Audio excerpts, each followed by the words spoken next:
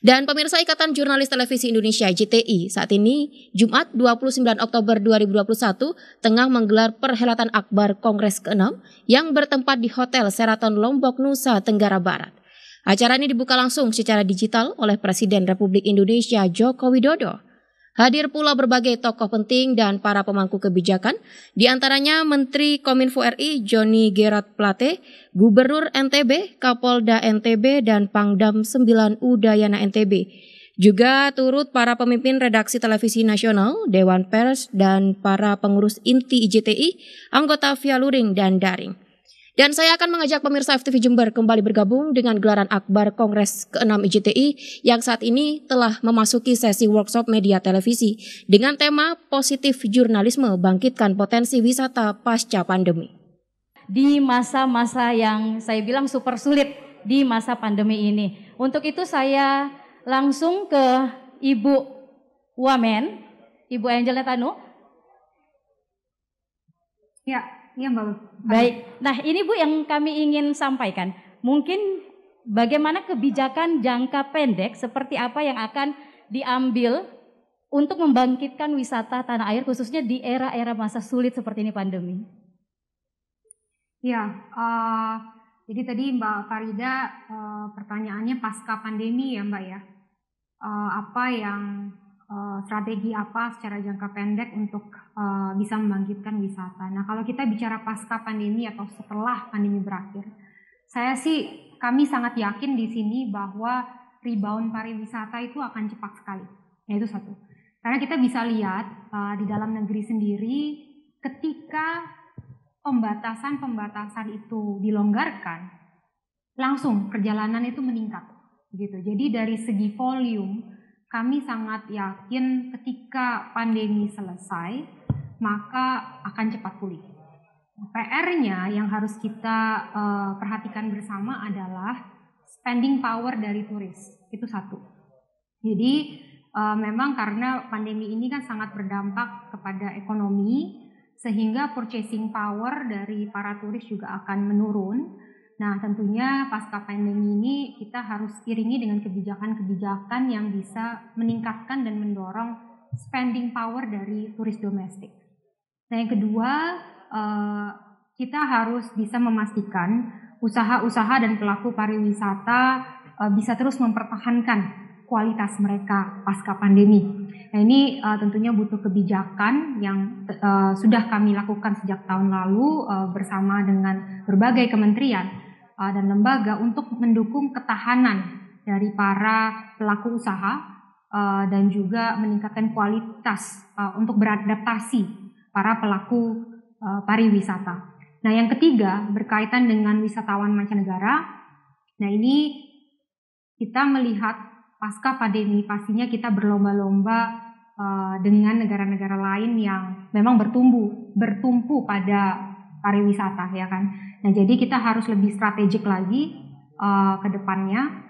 Kita harus memastikan akses yang mudah masuk ke Indonesia, kerjasama dengan airlines ya, tentunya untuk origin atau asal dari turis yang memang selaras dengan arah pembangunan pariwisata kita yang berkualitas dan berkelanjutan, dan peningkatan infrastruktur dan konektivitas di dalam negeri terus ditingkatkan sehingga kedepannya akan meningkatkan pemerataan pariwisata dan juga peningkatan length of stay dari para wisatawan.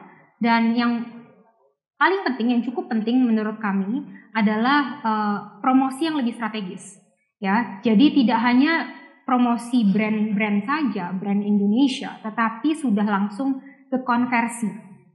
Jadi bagaimana kedepannya kita bisa bekerja sama dengan industri, ya, untuk mempromosikan langsung kepada targeted wisatawan dan mereka bisa langsung take action begitu. Misalnya melalui event-event, mereka bisa langsung beli tiket ke Indonesia nantinya atau dengan paket ya, atau ada sport tourism itu juga bisa langsung mereka beli paket langsung ke Indonesia dan seterusnya. Jadi itu berbagai hal bisa kita lakukan pasca pandemi, tetapi mungkin Mbak Farida yang juga perlu kita perhatikan bersama adalah pariwisata tuh nggak bisa nunggu pasca pandemi. Iya.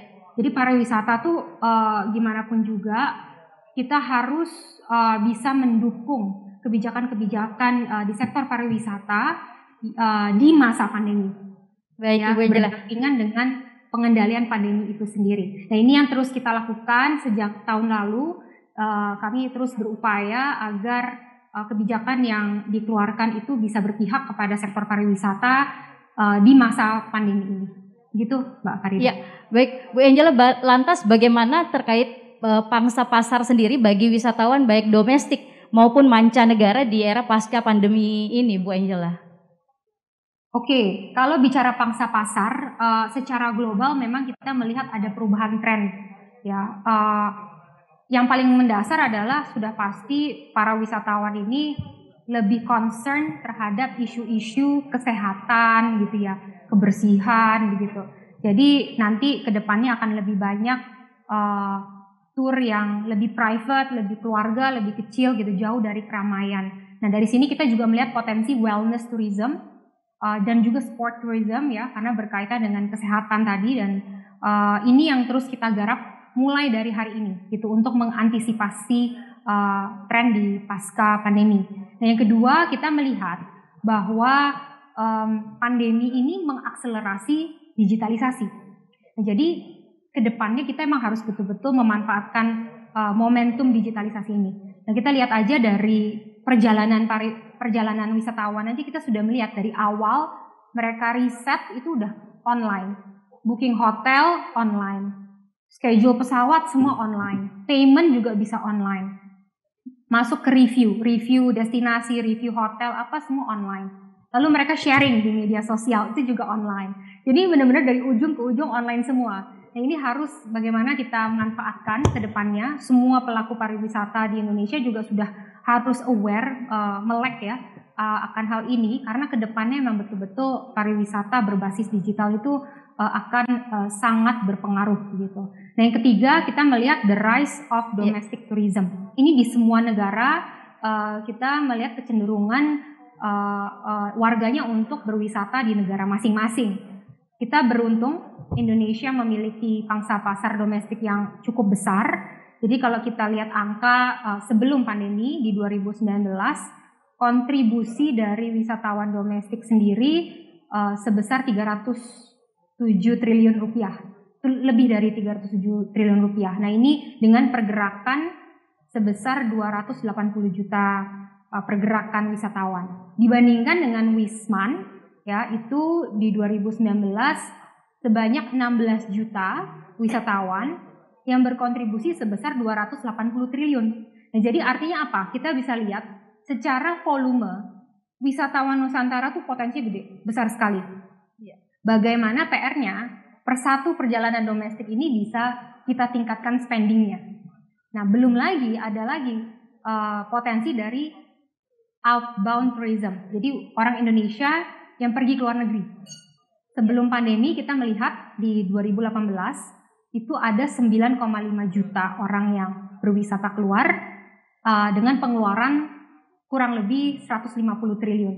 Nah, ini kita bisa maksimalkan dan manfaatkan ke depannya sebenarnya di masa pandemi ini, karena mungkin banyak yang susah keluar negeri begitu ya. Baik, jadi Ibu. mereka akan mengeksplor dalam negeri begitu, dan pasca pandemi ini bisa terus kita tingkatkan. Gitu Mbak Farida. Baik, ya terima kasih Bu Angela. Saya beralih dulu ke narasumber kedua, yaitu Bapak Kapolda Nusa Tenggara Barat, Bapak M. Iqbal. Ini tentunya kalau ngomongin pariwisata, kalau kita sudah bicara soal kenyamanan, ada keamanan di belakangnya Pak Kapolda. Bagaimana bentuk dukungan Polda Nusa Tenggara Barat dalam upaya peningkatan pengembangan di sektor pariwisata, tentunya di Nusa Tenggara Barat? Iya. Saya sebenarnya hadir di sini bukan sebagai Kapolda, tapi sebagai sahabatnya Ketum, Kang Yadi. Sahabatnya Ketum ya, yang sebentar lagi jadi mantum gitu Pak Kapolda. Oh iya, bentar lagi.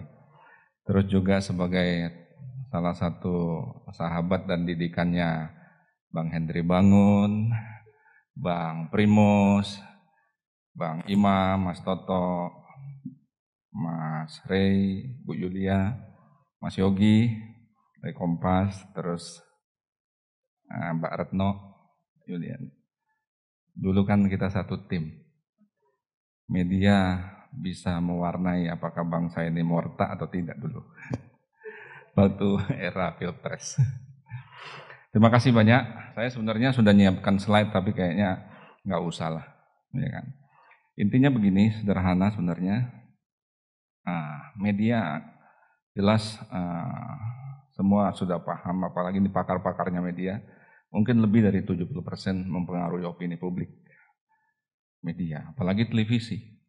Wah, walaupun ada YouTube sekarang dan lain, tapi TV masih menjadi primadona. Oleh karena itu, menurut saya konten-konten jurnalis yang positif tentunya ini yang harus diamplifikasi secara profesional. Terus juga paham betul konten-konten itu sesuai dengan momen yang ada. Sekarang era pandemi, kita tahu tadi Pak Menteri menyampaikan clickbait. Wah, clickbait ini luar biasa di era pandemi. Info pandemi. Pandeminya banyak kali hoaxnya dulu. Yang mana yang benar? Saya juga terjebak. Kadang vitamin D, kadang vitamin C, kadang apa. Ya kan? Ini akhirnya nggak usah banyak-banyak lihat media. Mempengaruhi betul. Ketika melihat media, kita imunnya turun. Tidak lihat media bahkan imunnya naik. Artinya saya menyampaikan bahwa media sekali lagi sangat berpengaruh kepada setiap dinamika kehidupan. Apalagi pada momen pandemi yang hari ini sudah secara berani teman-teman IJTI menyampaikan pasca pandemi. Mudah-mudahan Allah ridho 2022 menjadi endemi. Gitu kan? Amin. Ya. Pariwisata, tentunya pariwisata menjadi andalan negara kita. Bayangkan pendapatan dari pariwisata yang tahu Bu Wamen. Kebetulan saya sekolah sama Mas Agung. Saya mendalami tentang pariwisata. Nah, pariwisata memang tidak lepas dari peranan media. Even polisinya sudah luar biasa, Bang Primus. Polisi melakukan strategi pemeliharaan keamanan, perlindungan pengayoman dan protokol kesehatannya ketat, operasi justisi. Bahkan polisi saat ini sedang menggedor vaksinasi masif. Lombok Tengah, bayangkan dari 14% kita bisa dalam 2 minggu. Dalam 2 minggu hampir 75%. Jadi 700 penduduk yang kita suntik dalam 2 minggu. Nah, strategi ini tidak lepas dari media. Sehingga media-media mengamplifikasi, coba bisa nggak ditampilkan yang terakhir. Walaupun ini IJTI tapi ada media online yang ada. Artinya konten-konten ini berpengaruh betul kepada pariwisata. Jadi pesan yang ingin disampaikan bahwa World Superbike MotoGP itu akan segera terlaksana karena salah satu prasyarat melakukan event internasional tersebut yaitu vaksinasi harus 70%. Dan kalau misalnya kami melakukan hal yang lebih hebat lagi tanpa disupport, diamplifikasi, di-endorse oleh media, saya kira publik tidak tahu. Bahkan secara internasional, publik sudah tahu bahwa Pulau Lombok itu siap melaksanakan World Superbike dengan vaksinasi lebih dari 70%, dosis 1, dosis 2, 50% secara progres. Nah ini menurut saya di sektor wisata juga, bayangkan kalau sektor wisata para jurnalis tidak bekerja sama sebagai tim, dia akan coba pelan tapi pasti akan slow down bahkan close wisata tersebut. Karena mungkin media katakanlah ditarget oleh satu media bahwa pariwisata tersebut bisa close, bisa slow down. Tetapi kita balik bahwa media berperan betul pada sektor-sektor pariwisata ini. Kita mempunyai Polda Nusa Tenggara Barat di era pandemi mempunyai inovasi Kampung Sehat. Kampung Sehat itu akronim. S-nya steril dari pandemi, E-nya ekonomi tetap produktif, H-nya tetap harmonis karena kegotong royongan dari semua sektor menjadi senjata utama, A-nya asri karena luar biasa alamnya NTB, T-nya tetap tangguh. Nah, di dalam program Kampung Sehat kami menggandeng beberapa mitra strategis, hanya sama MC dan lain-lain, sehingga semua publik, semua masyarakat Nusa Tenggara Barat bergerak dari hari ke hari, day by day, karena melihat media. Media melihat bahwa kampung, desa-desa bisa melakukan inovasi untuk melakukan protokol kesehatan, one gate system, dengan segala inovasi local wisdomnya, semua akan menjadi tertrigger. Jadi stimulan-stimulan yang kami lakukan lewat media menjadi senjata utama juga. Artinya saya ingin menyampaikan bahwa peran media melalui jurnalisme ini sangat penting untuk mendukung sektor pariwisata. Karena sektor pariwisata adalah primadona, apalagi di Nusa Tenggara Barat, karena sektor pariwisata ini sangat berbanding terbalik dengan strategi utama untuk mereduksi COVID-19. Kalau sektor pariwisata mengumpulkan orang sebanyak-banyaknya. Ya, mungkin kita bisa lihat di... Ya ini. Dan ini konten-konten positif yang kami lakukan. Teman-teman IJTI yang ada di NTB juga kami gandeng karena kami tahu bahwa media merupakan mitra strategis bagi kami untuk melakukan bukan hanya sektor keamanan, tetapi hari ini kita ingin mereduksi atau mengatakan bahwa pandemi bisa kita kendalikan di Nusa Tenggara Barat dengan berbagai kerjasama dengan berbagai pihak. Saya kira demikian, Mbak MC. Ya, baik. Terima kasih Pak Kapolda, Bang Iqbal. Dan mungkin langsung kita beralih ke narasumber selanjutnya untuk mengefisiensi waktu juga.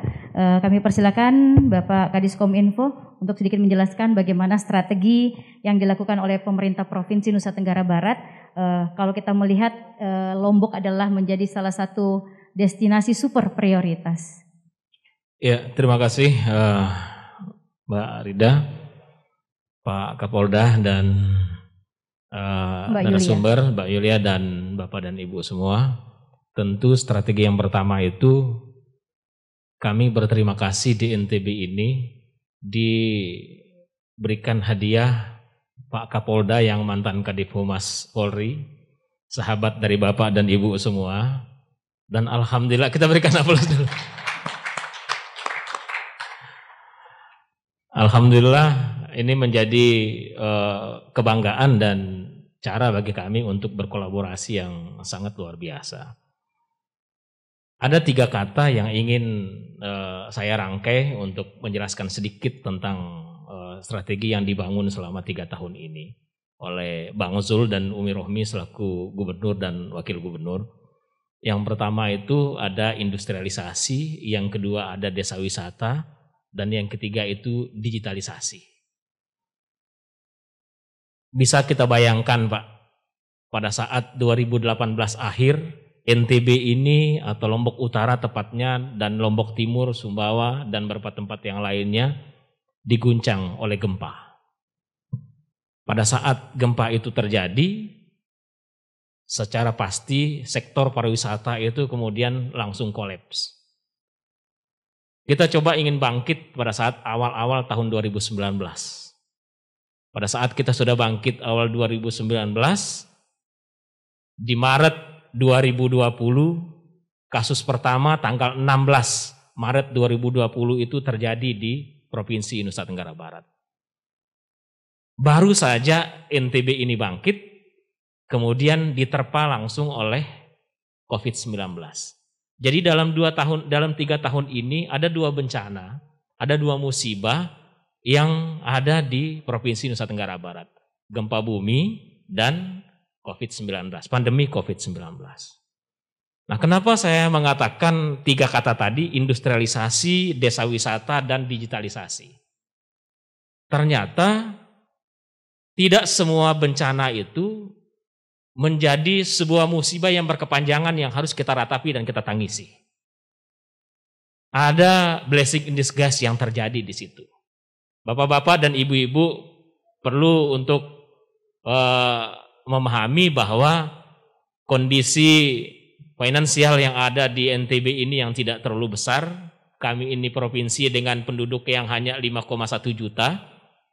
Tetapi pada saat kita dialami oleh pandemi COVID-19 ini, kita betul-betul seperti tiarap.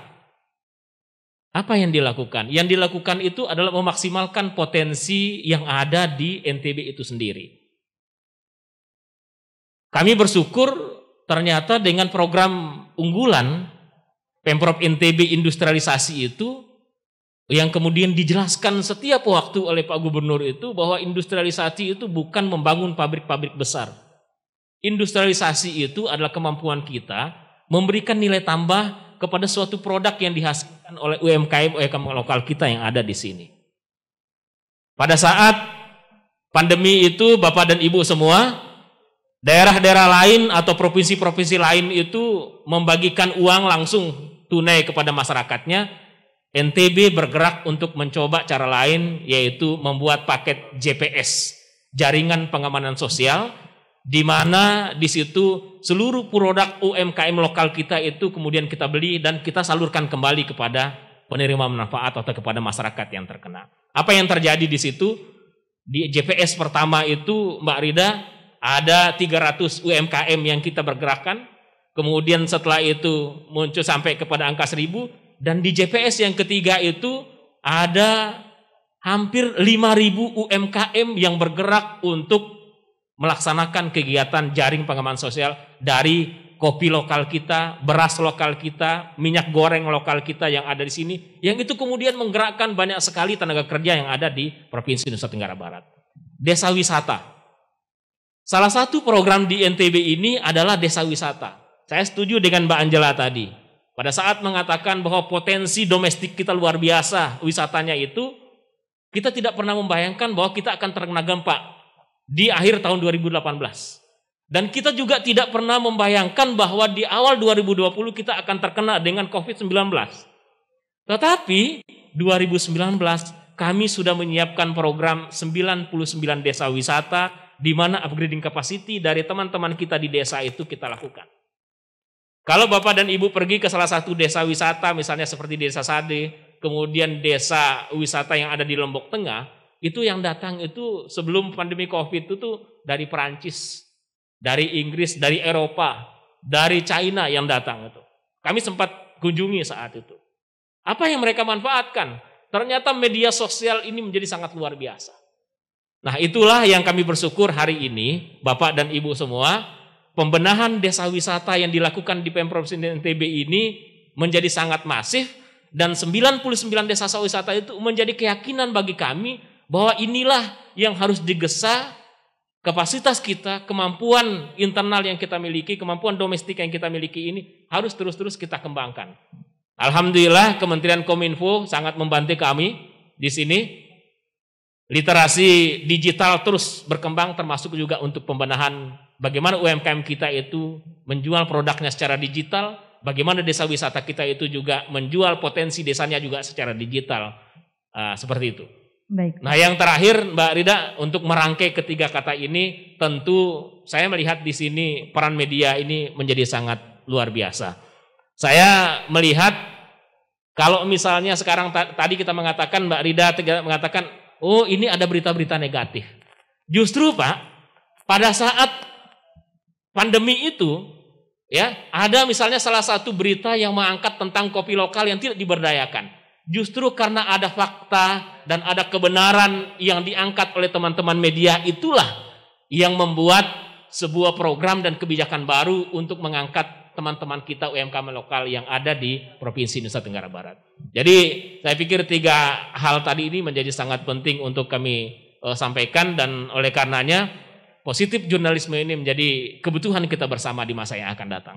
Ya, baik, terima kasih Bang Najam selaku Kadis Kominfo, dan kita sapa Bapak Roma Jaka Permata Simanjuntak selaku VP Corporate dari Communication Bank BRI. Selamat siang. Selamat sore Bapak. Di Lombok sudah pukul 5, mungkin selang sejam Bapak ya. Kabar baik Pak Roma? Kabar baik Ibu, bagaimana? Workshop media televisi yang digelar dalam perhelatan Akbar Kongres ke-6 IJTI yang bertempat di Hotel Sheraton Lombok, Nusa Tenggara Barat dengan tema Positif Jurnalisme Bangkitkan Potensi Wisata Pasca Pandemi. Dan kita harus jeda sejenak pemirsa. Gatekeeper Sore akan kembali setelah jeda berikut ini.